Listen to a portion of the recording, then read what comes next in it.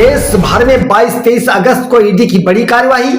इस कार्यवाही में सट्टेबाज और ऑनलाइन गेमिंग रैंकिंग का भंडाफोड़ किया गया है। कर्नाटक में ईडी ने चित्रदुर्ग के विधायक केसी वीरेंद्र पप्पी को सिक्किम से गिरफ्तार किया है, जिनके पास से 12 करोड़ कैश, 6 करोड़ के जेवरात, 10 किलो चांदी तथा 4 लग्जरी गाड़ियां मिली हैं, जिन्हें ईडी ने जब्त कर लिया है।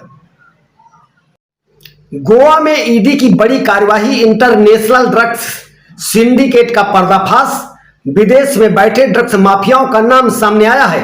पता चला है कि ड्रग्स की सप्लाई भारत में ही नहीं बल्कि बांग्लादेश, नेपाल, वियतनाम, थाईलैंड और नाइजीरिया तक की जा रही है। गोवा इसका सबसे बड़ा हब बनता जा रहा है। उत्तर प्रदेश के फिरोजाबाद में डीएपी खाद की किल्लत से किसान परेशान। सुबह से शाम तक लग रही लाइनें। सुबह से शाम तक किसान अपने नंबर आने का इंतजार कर रहे हैं। भारत सरकार की गाइडलाइन के अनुसार प्रत्येक किसान को 5 बीघे पर 1 बोरी डीएपी व 1 बोरी यूरिया आवंटित किया जाएगा। किसान इसे गलत फरमान मान रहे हैं, क्योंकि आलू और मिर्च के लिए उर्वरक की यह मात्रा पर्याप्त नहीं है। नाइजीरिया की सेना ने 35 इस्लामिक चरमपंथियों को जहन्नुम पहुंचाया। 4 ठिकानों पर किए हवाई हमले। यह कार्यवाही बोर्नो प्रांत के कुम्से क्षेत्र में की गई है। नाइजीरिया इस समय बोको हराम और अन्य जिहादियों की बढ़ती गतिविधियों से जूझ रहा है। देश की सुरक्षा के लिए खतरा बने हुए हैं। बोको हराम आतंकवाद का गढ़ बनता जा रहा है।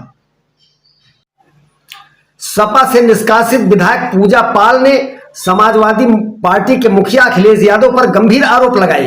उन्होंने पत्र लिखकर अखिलेश यादव पर अपनी हत्या की साजिश रचने का आरोप लगाया और कहा, अगर उन्हें कुछ होता है तो उसकी जिम्मेदारी अखिलेश यादव और समाजवादी पार्टी की होगी। इस घटना के बाद प्रदेश की राजनीति में हलचल मच गई।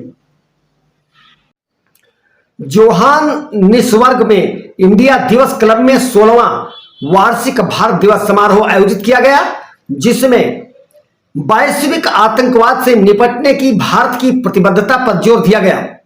इंडिया क्लब प्रवासी भारतीयों का एक संगठन है। समारोह में दिखी भारतीय संस्कृति की एक झलक।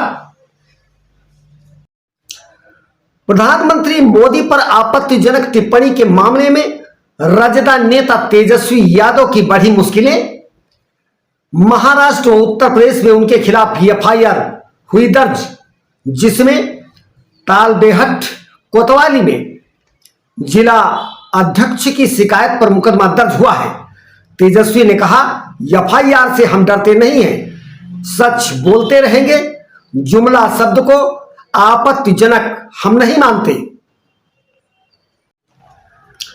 भारत ने एयर डिफेंस प्रणाली का किया सफल परीक्षण। फाइटर जेट, ड्रोन तथा हेलीकॉप्टर मार गिराने में सक्षम।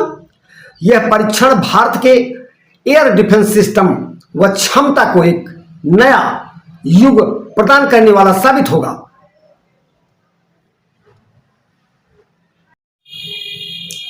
अपराध में लिप्त मंत्रियों के हटाए जाने वाले बिल पर विपक्ष का हंगामा जारी रहा।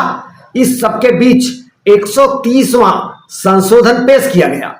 प्रधानमंत्री मोदी ने कहा कि उन्होंने विधेयक से प्रधानमंत्री को बाहर रखने की सिफारिश को अस्वीकार कर दिया।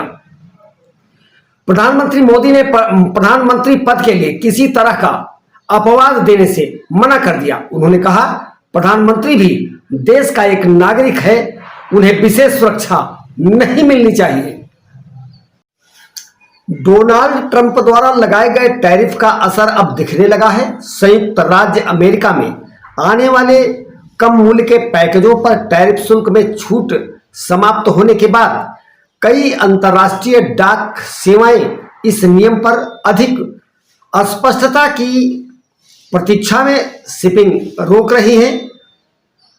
अमेरिकी सीमा शुल्क और सीमा एजेंसियों के आंकड़े के अनुसार 2024 में इस छूट के तहत 1.36 अरब पैकेज भेजे गए, जिनका मूल्य 64.4 अरब डॉलर था।